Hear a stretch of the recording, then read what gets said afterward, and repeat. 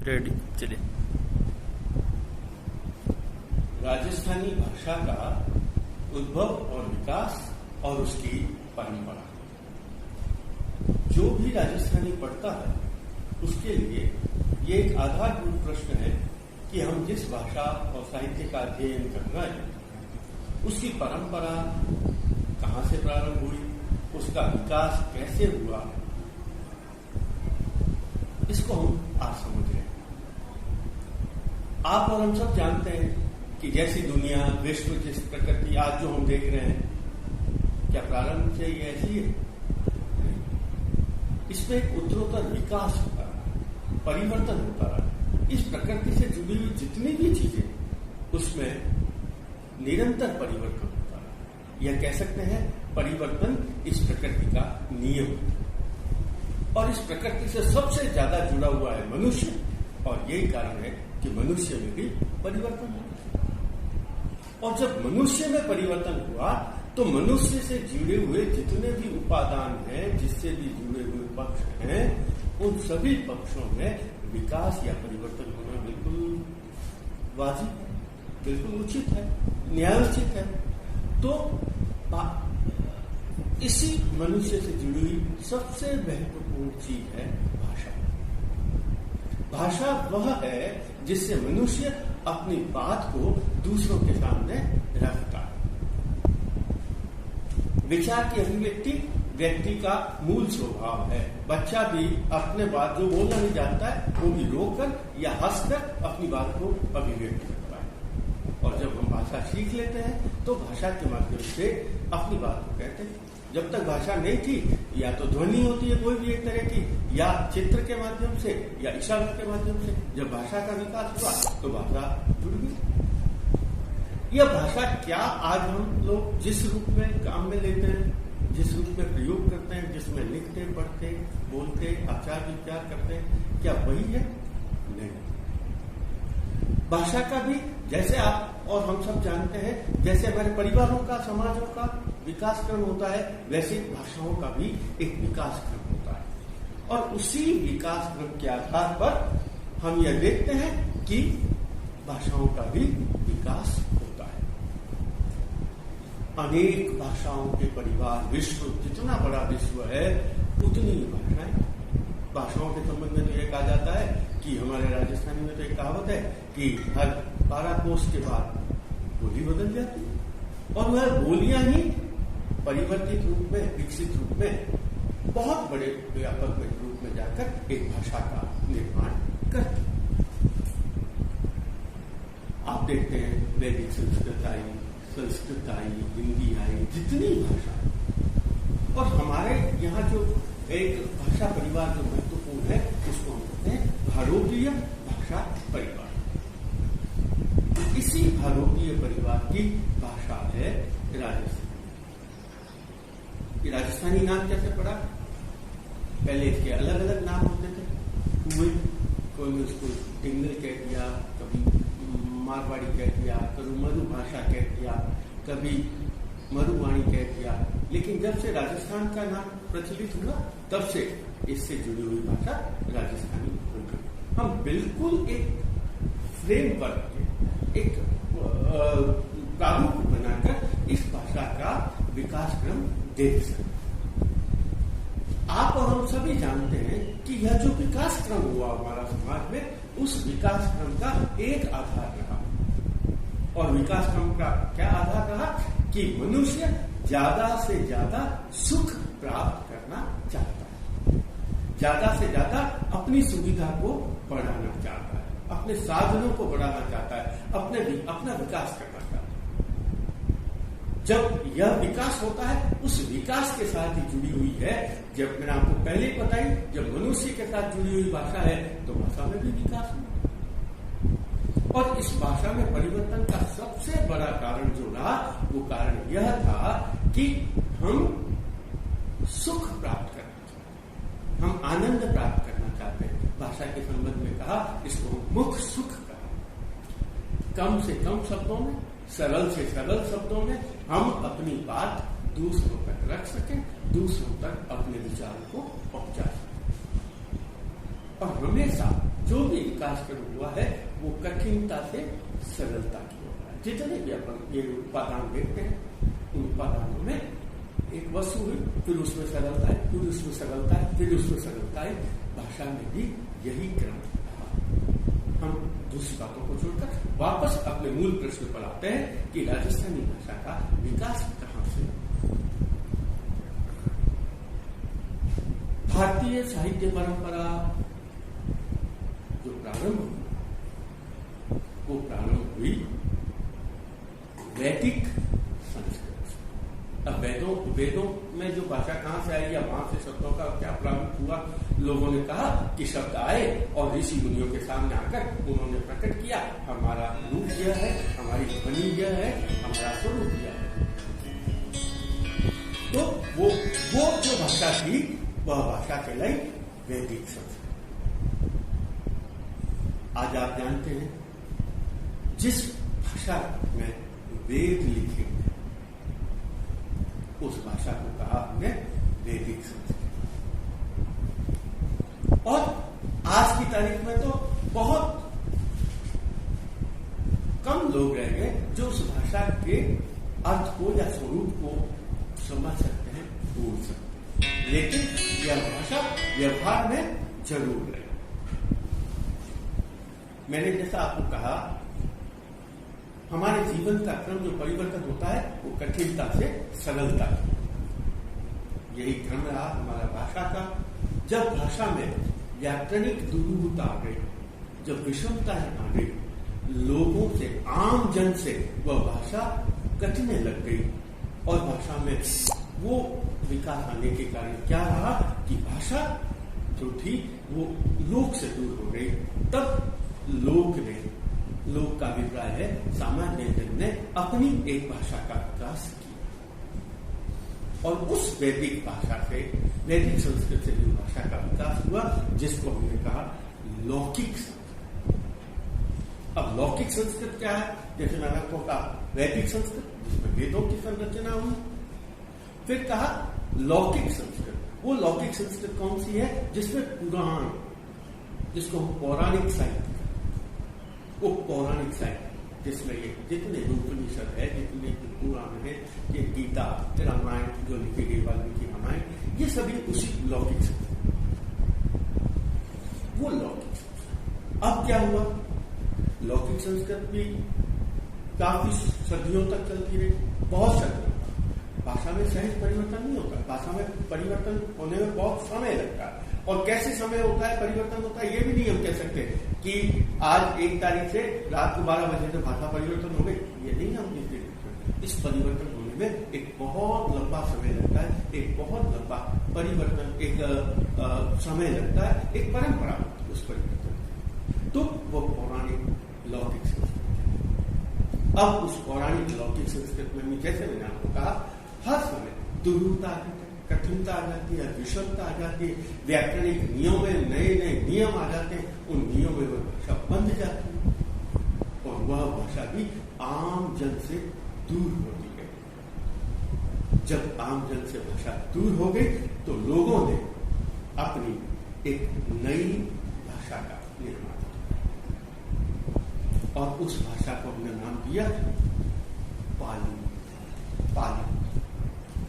पाली कौन सी है? अगर उस दृष्टि से मैं कहूं जो बौद्ध साहित्य लिखा गया है, वह साहित्य वो लिखा गया है पाली साहित्य। और भाषा धर्म का परिवर्तन में बहुत बड़ा योगदान होता है इन भाषाओं में। जो लोग भाषा सिद्धांतों को नहीं समझेंगे तो वो सरल भाषा में जाएंगे, सरल में जो बात समझाता है उसको उन्हें प्राकृत करना। और कई तरह की प्राकृताएं हमारे यहाँ चलती रही और उन प्राकृत में जो बौद्ध साहित्य जो लिखा गया, वो साहित्य जो लिखा गया वो प्राकृत। यह बात हमें हर जगह, हर स्थान पर ध्यान रखना पड़ेगा।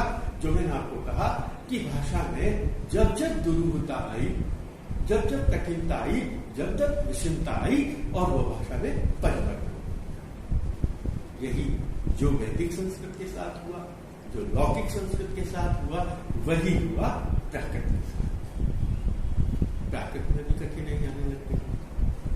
लोग फिर सरलता की ओर जाने लगे, फिर लोग मुख सुख की ओर जाने लगे। लोगों ने कहा नहीं, ये हमारी भाषा है, ये अभिजात्य वर्ग की भाषा हो गई।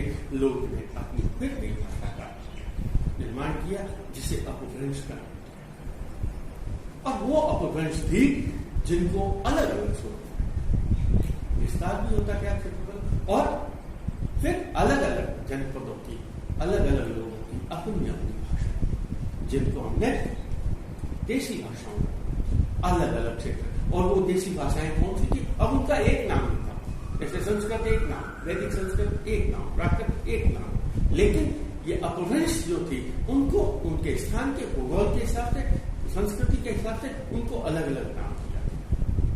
सौसैन्य अपभ्रंश, नागरीय अपभ्रंश, मध्ययुगीय अपभ्रंश, इस तरीके से ये अपभ्रंश चलते हैं। और ये अपभ्रंश का भी बहुत बड़ा साहित्य आपको बता देना चाहता हूं इस संबंध में। जो जैन साहित्य लगभग 2500 साल, आज से लगभग 2500, बस मैं आपको फिर कह रहा हूं, मैं यह बात आपको समझाना चाहता हूं कि हम भाषा का कोई एक निर्धारण नहीं कर सकते। मैं 2500 वर्ष कह रहा हूं तो वो साल 2700, 2800, 3000 तक भी जा सकता है, और 2200-2300 साल। तो यह क्रम जो रहा वो अपभ्रंशों का, और इन्होंने भी बहुत लंबे समय तक, जो 2500 साल से पहले चली भाषा, उन्होंने भी लगभग 2000 साल तक हमारे यहाँ शासन किया। उसके साथ साथ पौराणिक वैदिक संस्कृत भी चलती रही, उसके साथ साथ पौराणिक संस्कृत भी चलती रही, उनके साथ प्राकृत भाषाएं भी चलती रही, लेकिन लोग ने उन भाषाओं को अभिजात्य वर्ग की भाषा बना लिया और उनको अपनी भाषा के रूप में स्वीकार। अब जब कोई भाषा 1000, 1500, 2000 साल चल जाती है, उनमें भी दुर्विधता आ गई। उन दुर्विधताओं के कारण लोगों ने फिर अपनी भाषा का विकास किया, और उन भाषाओं में, उन अपभ्रंश भाषाओं में भी थोड़े थोड़े रूप में परिवर्तन होने लगा, और उनमें भी सरलता आने लगी। बात हम जिस बात को हमने प्रारंभ किया था, वो बात यह थी कि हम बात कर रहे हैं राजस्थानी भाषा की। तो राजस्थानी भाषा का जो विकास हम देखते हैं, वह विकास हुआ मरुगुर्जरी अपभ्रंश। अब मैं यहां आपको मरुगुर्जरी अपभ्रंश बता रहा हूं। कुछ विद्वान इसमें नागर अपभ्रंश को भी मानते हैं, कुछ लोग सौसैन्य अपभ्रंश को भी मानते हैं। हम उस विवाद में नहीं जाते। हम एक सिद्धांत को लेकर चलते हैं कि हम मरुगुर्जरी अपभ्रंश को लें। अब मरुगुर्जरी का, मरु और गुर्जरी कहां से आएगा? मरु यानी मरु प्रदेश की भाषा। मरु का मतलब होता है हमारा राजस्थान रेगिस्तान प्रदेश था, मरुस्थल था, तो इस क्षेत्र की जो भाषा थी वो मरु। अब आप कह सकते हैं राजस्थानी तो मरु हो गए सब, ये गुर्जरी कहां से आए? गुर्जरी का आज का जो गुजरात प्रदेश है, जिसको गुजरात प्रदेश कहा जाता था, वहां की जो भाषा थी वो गुर्जरी अपभ्रंश हो गई। सीमा की दृष्टि से, सांस्कृतिक दृष्टि से और भौगोलिक दृष्टि से ये दोनों प्रदेश एक दूसरे से जुड़े हुए हैं,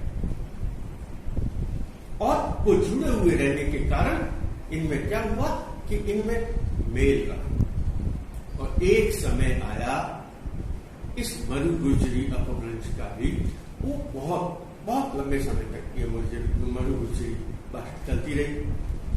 राजस्थानी भाषा में, भाषा के बहुत सारे जो राजस्थानी साहित्य के जो ग्रंथ हैं, उनमें गुजरात की कथाओं का संबंध है, गुजरात प्रदेश का वर्णन है, और जो आपको मैं बताऊं, जो 6 शब्द का प्रयोग किया जाता है, आऊंचू जाऊंचू, हमारे जो प्राचीन ग्रंथों उसमें ये शब्द का प्रयोग। तो यह इस बात का प्रतीक है, जो कि आज दिन तक भी गुजरात में प्रयोग किया जाता है। हमारे यहाँ ढूंढाड़ी, हाड़ोती, इनमें 6 शब्द का प्रयोग किया जाता है। वागड़ी तो बिल्कुल गुजरात के प्रभाव को लेकर चलती है। तो ये जो शब्द प्रभाव है, ये भाषाओं के एक रूपता, भाषाओं के ये लगता है कि एक दूसरे से जुड़ी हुई। और यह मरु गुजरी अपभ्रंश दो भाषा में विभाजित हुई। एक को नाम दिया गया मरु भाषा, दूसरी को नाम दिया गया गुजरात, गुजरी का गुजराती भाषा। आज जो हम मरु भाषा का और गुजराती भाषाओं का जो रूप देखते हैं, ये दोनों यही। और इसी मरु भाषा से राजस्थानी का विकास हुआ, जिस राजस्थानी को आज हम, जैसे मैंने पहले कहा, लोगों ने मारवाड़ी कहा, लोगों ने उसको मरु भाषा कहा, मरुवाणी कहा, और भी कई डिंगल कहा। लेकिन डिंगल के संबंध में आपको कहना चाहता हूं, डिंगल की शैली, काफी की शैली, एक विशेष शब्दों का उच्चारण किया जाता है और उसमें कठोर वर्णों का प्रयोग उसी के सम्मिलित होती है। पिंगल जो ब्रज भाषा से ज्यादा प्रभावित स्टाइल है, उसको पिंगल का नाम। तो मैंने आपको कहा, यहाँ मरु गुजरी में गुजरात बिल्कुल अलग चला गया, और जो मरु भाषा थी वो मारवाड़ी का विकास। अब आप कहते हैं, तब ज्यादातर लोग राजस्थानी की जगह नाम का प्रयोग करते हैं मारवाड़ी। मारवाड़ी का प्रयोग क्यों किया जाता है? बिल्कुल स्पष्ट रूप से मैं आपको खुले रूप में, राजस्थान में 9 कोटि मारवाड़ कहा जाता था, और मारवाड़ का मतलब था, मारवाड़ का जो क्षेत्रफल था राजस्थान में सबसे बड़ा।